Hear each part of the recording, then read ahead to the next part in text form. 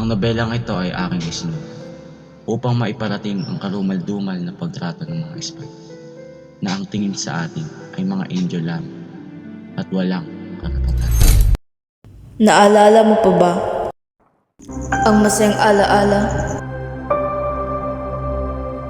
Ang pagdurusa, pang-aabuso. Akala na ako'y patay. Para! Ngunit ako'y magbabalik.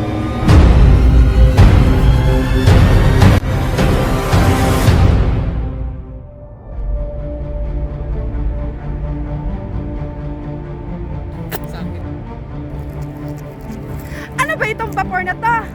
Napakabagal! Konting tulin! Yung buong tulin pa!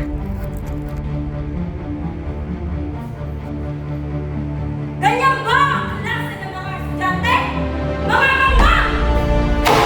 Tama na, Padre! Tama na! Sabihin mo na ang iyong nais sabihin. Ngunit, wala kang karapatan para lait-laitin kami. Ito na ang panahon! Ipakita natin na hindi na tayo dugong alipin! Mga kawani!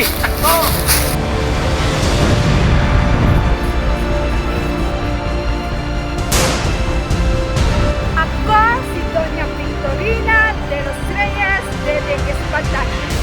Mga iuito, bakit hindi kayo magbigay galang sa akin?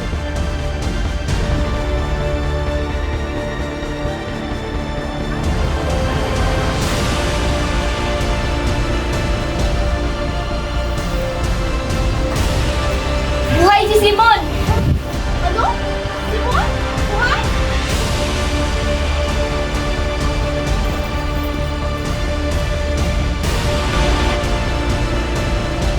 Pasok ka na ng isang kaunita! Palibasa! Iniyo! Kailan pa ba ako magtitiis sa daan? Kung matanda na ako?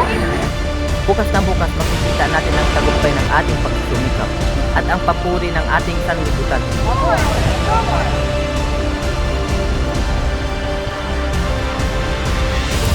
Anong masasabi niya sa pagpapatayo ng akademya? Isang mapangas na hiling. Kung sa pagbalewala sa aming